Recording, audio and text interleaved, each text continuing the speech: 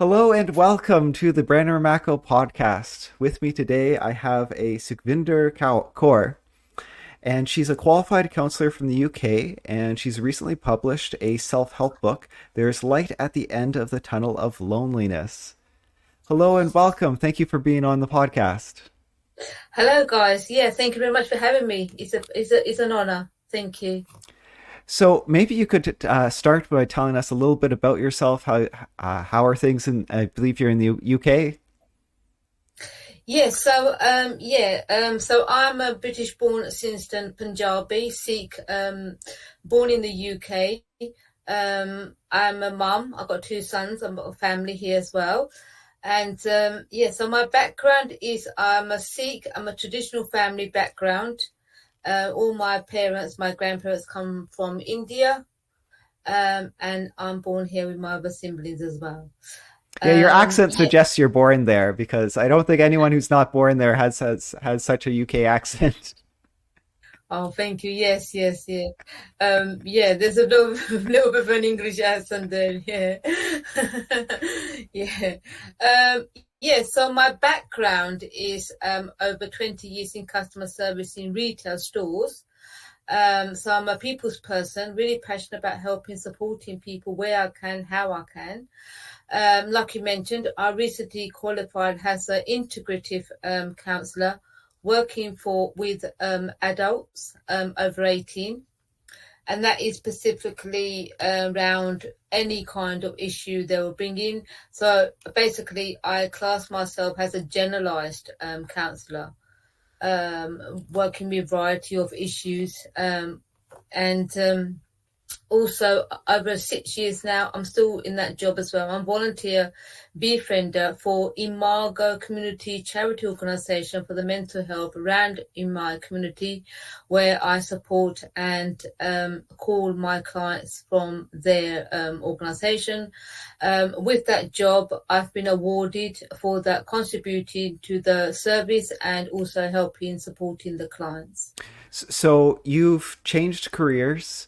You've published a book. So many people say they want to write a book. You wrote a book, and you're volunteering, and you're changing your community. A lot of people are scared to make changes, and it seems like you've had the confidence to take those steps. Yeah, because my background in retail started in 1999 when I had the two boys, and when they were about 5 years old, when they're full time into school, that's when my first retail started. From then, I started. Obviously, I'm a people's person, really passionate, always talking, always curious person to know what's going on. I like to know, a variety of people, always know interested to know what they're about, who they are as well. So it's always come from that side, really, to be honest. And I'm always like exploring things, challenge. I'm always up for a challenge. I like to explore things. Oh, how have they done? What is all that in there? Always like to know what's going on through the back of the, behind closed doors in that organization. Yeah. So I've had other counselors on, and I'm really curious. I have you on here now. I don't know and maybe my audience doesn't either, what a counselor is in the UK. I think the last counselor I had on was Canadian, and it explained the licensing and the education requirements. Um, and the fact that it's typically not covered by the government. And I'm just curious, what's the state of being a counselor in the UK? Is there education requirements, licensing? Does government cover it? Things like that. Yeah, so if you want to be a counselor, you have to at least do 4 years of study. So it's a level two, level three, and 2 years of a level four. If you don't want to do 2 years of a level four, you can just jump onto the advanced level five. That will cover the level four, first year of level four, and also you go into the level five. So then you will actually be qualified as a degree diploma into level five counselor. But you could do the level four, but at least you have to do, if you want to get a paid job or you want to do a private practice, you want to work for yourself, at least you have to do 4 years of study or 4 years of counseling. You have to have that 4 years as a civic. Yes, and once you're qualified, there's also many levels that you can go into, masters, bachelors. That's entirely to your choice, but you at least you have to have 4 years to do the actual job, paid jobs or employed yourself, self-employed.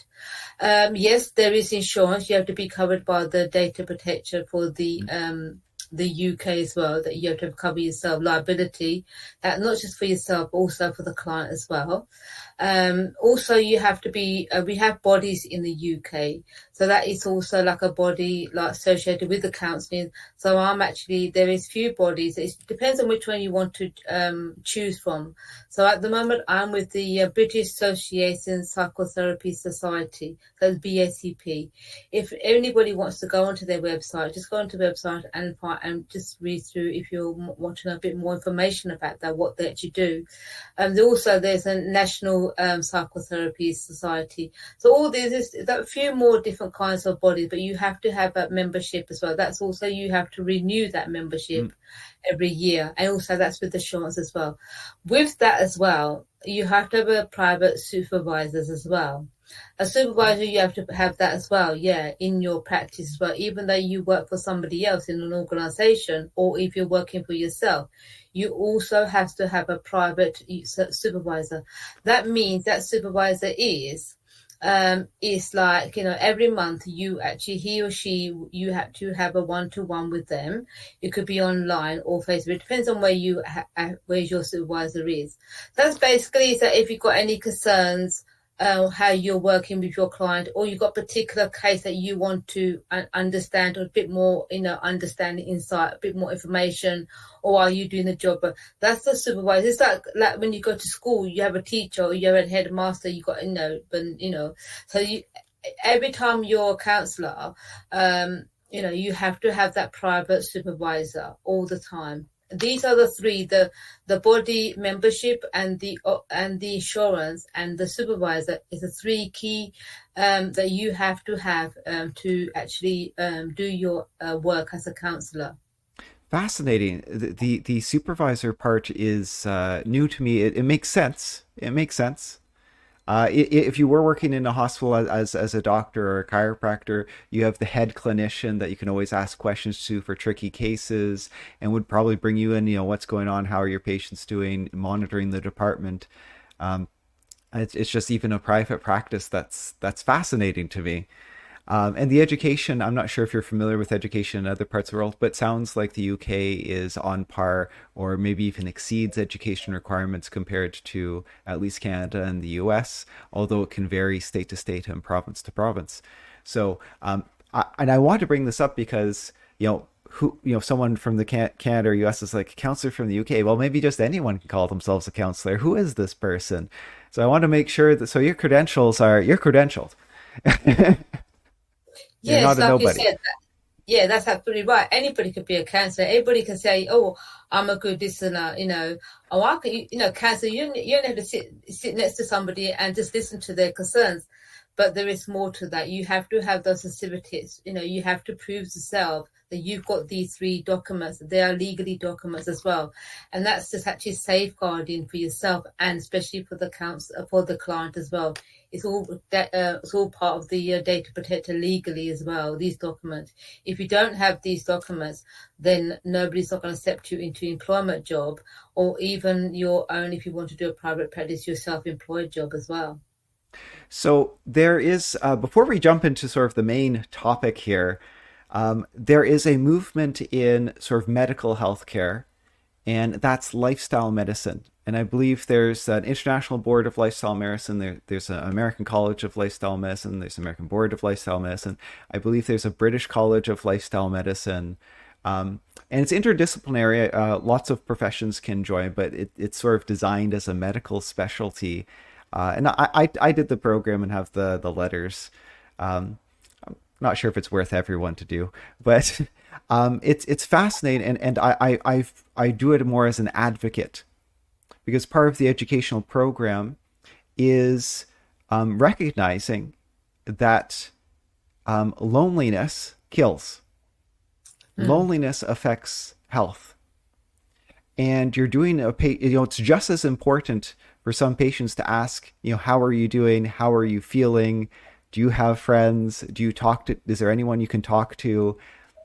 Those questions are just as important as weight, height, blood pressure, arguably more important for certain individuals. And going through the education program, there were statistics on this for certain age groups, and it basically causes death, and it changes life expectancy depending on social connectedness. And so you have to treat social connectedness and a lack of in order to for those people to live fulfilling lives and happy lives and healthy lives. And so that's where I'm coming from, and why I was excited to see your name come up and excited to interview you. Maybe I'll have you comment on mental and physical effects of loneliness just a little bit. I'll let you take the stage here. Yeah, so like you just mentioned, I with my study as well, and also in the beginning when I mentioned in my journey of my background of my retail, you meet a lot of people, you come interact with a lot of people, and also this book came across from my own experience, my own life experience as well, when I went through loneliness as well, when I was in adult life as well. So I did a research, a lot of it, when I fell into loneliness in that time. I just felt to myself that is it something that occurred just to me, or is it something new on the society, or is it something, am I feeling, my ill or something, what's going on here? So this is when I started my research. I did over 10 years of research just to find out what is people's perspective is. What are their thoughts and feelings about lonely? Are they feeling lonely? Have you ever come across somebody feeling lonely? So all this research, also my study of my counselling as well, my volunteer work as well, interacting with all different kinds of people, all different kinds of ages as well. So it all came back to when I just recently qualified as a counsellor this year. I came across, I thought to myself, I've got this over 10 years of notes now, all this research. There's a lack of where we are in the UK. It's a lack of funding as well. Charity organisations, they haven't got no money, and there's also a lack of there's a long waiting list as well, just to people just to find someone to speak to as well. So there's also a lot of people. I've come into my research. It came down to people don't know if there's any services out there for lonely people. What are they? How can I reach? And so all came back to, and I thought it's not everybody wanted to resonate with me, what I was talking about loneliness. I couldn't find that particular group to actually, to come across, just build up like a workshop for these people as well. So I had to help, I needed to help these people. So it all came back to, let's write this book. I've got these 10 over years of notes. Let's put them all together into a book. And here we are. The book is out, and I'm so honored. Yes. So the book, I was going to ask you because it must be quite concise. Because I think I have my book, and I think, well, actually I changed the formatting because I think it originally was like 280 pages, and I cut it down, simplified the wording. I think I got down to 230 pages with some formatting tricks because I wanted as short as possible. The less pages, the less cost, I guess the more profit, but the cheaper I could make the book. And I see your book is like 60 to 70 pages. It's, I think one of the reviewers said a nice little book. So it must be nice and concise then. Was that sort of your goal? Yeah, so my goal was when I said, okay, let's write this book, let's get these notes together. So my goal always been that I wanted to, it's a self-help book. So what I mean by self-help book is it's got all the organizations, services in there, written in there for the people. It's got all the strategies that they can actually try themselves. All whatever's in the book is that I've actually used myself. I still use them. What managed me to combat this loneliness and to live a happier life today, I still use them. So I want to. It's everything in there what I've actually used and I still use as well. There's also like exercise as well. There's also like things that they can think about, like right into the book as well.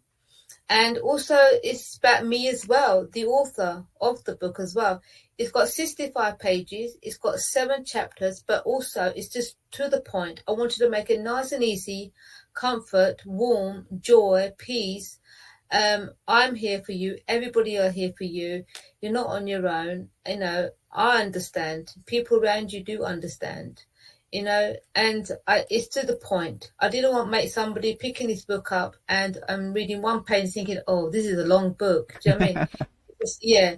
So it's actually to the point, and it's really, really like, self-help book for That, everybody. that's awesome. I'm going to say the name of the book again for the listeners. There's a light at the end of the tunnel of loneliness. Yes. So, um, so I understand that you also this Imago. Imago IMAGO organization, which is quite local to your community, and I was looking at this organization, reading about it, and it's a bit unique. And I think we should actually share some of what that organization does, because I think it meshes well with the work that you do, and I can see why you volunteered to help them. But I think maybe other people listening in their communities, maybe there's a call for this type of charitable organization around the world to help all sorts of communities. So could you tell us a little bit about the organization, some of the work you do? Yeah, so this organization is a community organization, a charity organization in the Southeast Kent where I live. The organization, the charity is for all the ages. Anybody can come over 18. We support those people who are feeling lonely, hopeless as well, isolated as well. Somebody like the people who just need support. If they need any other support, maybe they want somebody to come in to see them, to support them with some things that they need to do around the house. Something that needs support to any organisation services that they don't know that they need help for. We help them to locate those organisations to them. We actually help them fill their forms up and also, talk for them as well. We're just actually an organisation where, before this organisation that you actually can go and see the client for an hour every week. We do 6 sessions for each client. They have 6 sessions once a week, and they have once their sessions are finished, they have a gap, like a 2-3 months gap. If they want to come back, they are welcome to come back. They're always going to be on their list. So basically, since COVID came, we also opened the phone lines, because I felt myself personally, as a studied counsellor, also a people's person, always helping, supporting where I can help. I felt hopeless because it was all shut down. Everything was closed. We couldn't go and see the clients either in their homes. So the clients was feeling really isolated. Even I was feeling hopeless, and my other volunteers was as well, and even the organisation. So we came together, had a meeting. We thought, okay, what can we do until this COVID cures, and once everything is opened? So we opened the phone lines. So now, since the COVID is open now, so we've still got the phone lines. We still can go and see the clients face to face in their homes for an hour each week. So basically, I just do a mix of everything. So I still speak to my clients.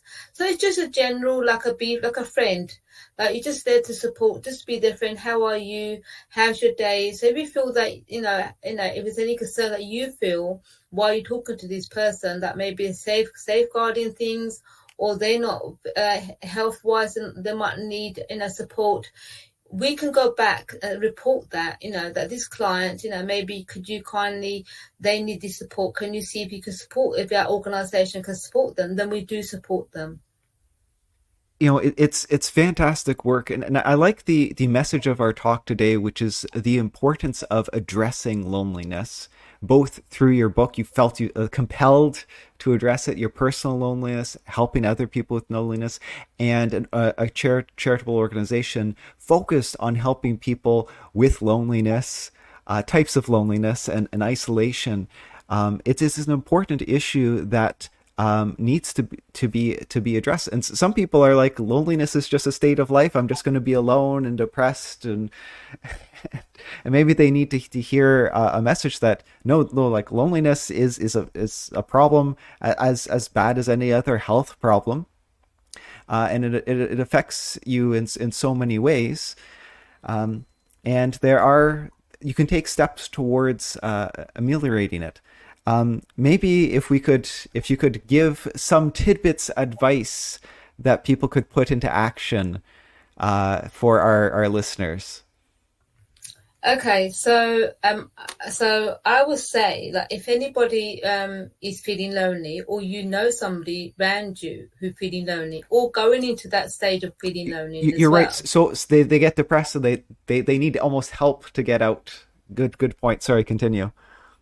Yeah, no, that's absolutely fine. Yeah, so I would say, if journaling is absolutely a Mm. writing therapy, journaling. So if anybody haven't never heard of journaling, it's like a writing therapy. So just about it's like when you go to see a therapist, you're talking to a therapist. Journaling is just like going to a therapist. It's called a writing therapy. I call it a writing therapy because it's your journey. You're writing things like your journey, your thoughts and feelings. So I would say if you haven't never come across a journaling, so just go and find a little notebook what resonates with you that you feel that it looks nice on the supermarket shops. Go and get it. It's not about writing pages and pages all day and all night. No, it's your journey. It's your privacy. Your equipment. So basically, when you start writing a journal, the first thing I always say to when writing journal, always write the first page or any page you come on, the date, the time. The reason why I say date and time, because when you go back and read it, reflect back to it, when you next time you come back to a journal, say next another 2 weeks, last time you touched journaling, and suddenly you want to pick the journal up, you have something to write or draw on it. You always, like a book, you always, before you start writing, you think, oh, let me go reflect what I wrote last time. So writing the dates and the times, the last time you write in that journey, it gives you sort of like a thought saying, oh, where I was that time and where I am today. That is a journey. That's a journey. Our life is a journey. Writing therapy is your journey. So I always say, if you start writing little bits, so rather when we come into loneliness, isolated, what first thing we do is that we start to do overthinking. We start to think about things that we never think about, or that don't resonate in our lives, or our present, or the past. But we overthink things, and that's always starts from the mind before the physical starts. Even if you've got something that's wrong with your physical, but it always ends up going to the mind. So journaling is absolutely fantastic because you're actually clearing your mind and writing these thoughts and Getting it feelings out. down out and put them on a piece of paper, and that is your journaling. So you can write about it can be like, make sure you pick a journal up today. You've got the dates, you've got the day and time on it, and you have got nothing to write. You think, what am I going to write? Well, just write anything. Anything comes into your mind. It could be negative, positive. It's your journey. Don't feel that you're going to be, oh, I ain't going to write that because it's silly. No, nothing is silly. Don't feel that way. Yeah, whatever resonates you comes to your mind, start writing it down. Even if it's one word and you've got fed up, you're thinking, no, I can't do that. I've got something else to do something. It distracts you. That's fine. Put it down, put it in a safe place that no one else can't talk and touch it. It's your confidential, it's your property, it's your journey, it's your life journey. Then come back when you want to come back. Even like in a day or afternoon, whenever you might just written one letter. That's fine. It's journaling is not writing about pages and pages. It's your journey. It's how you want to write it. What comes into your mind thought. It's just actually clearing your mind. And also, when you write things down and you go back and read it, you can get a better understanding how you're feeling, how things are, or how things were, and going forward and planning your life going forward, or your day, or your month, or your weeks, or might have something planned you want to write down.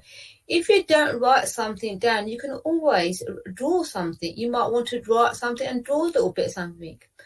But also, I will also say, once you finish writing that little bit of, whatever you're writing in that precise moment, don't forget to sign it as well. Date it and then sign it. And then close it and put it into a nice little safe place that you like. That space is your space. It could be in your bedroom somewhere, a little cupboard that you like to be in a drawer somewhere, or under your bed, or anywhere that you find it comfortable, that you like that space, that you like to wear, to put that little notebook and pen there. That is the first thing I always say. Start writing and see how you feel. That is good advice, and it's as you're trying to get the point across that it's very personal. Now, I'm not going through depression, but boy, do I love having a journal and a notepad, and it's been such a help over the years, um, both as a to-do list, and sometimes it's a doodle. Sometimes it's just writing out my thoughts just because my brain gets so full, and I'm an overthinker. I know that's a problem of mine, getting just the thoughts out of my head. Sometimes it's a thought, okay, I know I'm never going to think of this again. I don't need to write this down. I write it down anyway because then it's not in my head, and I can clear my head. I can enjoy what I'm about to do. I can enjoy dinner. I can enjoy life. That thought was just, it was cycling. And so I definitely support having a notepad journaling, and of course you can make it personal. Everyone might get benefit doing things a certain different way. I don't like being too far away from it. I travel with it. I wouldn't leave it at home or hide it under the bed. No, no, this goes with me room to room. Yes, of course. Yeah, if like make a, you're going to a few days a trip or somewhere, or even you're going out somewhere, you got your handbag or your pocket. Yeah, if you want to carry it, it's your journey, it's your life, your confidential possession. It's just basically journaling. If you remember, I said journaling is just going to a therapist. Like if you come to me, you're just talking about your feelings, thoughts, and what's going on with you. Why you come to a counselor. So before you go to the counselor, start see if you can start writing your thoughts and clearing your mind on what's actually going on to make you understand where you're coming from, what is happening, why it's happening, or so something to understand and sometimes to remember as well, where your journeys come, when you always that's when it comes to don't forget to write the date and the time, because when you pick up the paper next time you always go back and say, "Oh, look where I was before. Oh, did I really say? Did I write that? Did that really happen that day? Wow, look where I am now." That is really helping. So you might, you know what I mean. So always remember, put the time of the day before you start writing, and always remember when you finish, sign it. So I think we're going to wind up. I'm going to say the name of your book once more. There's a light at the end of the tunnel of loneliness.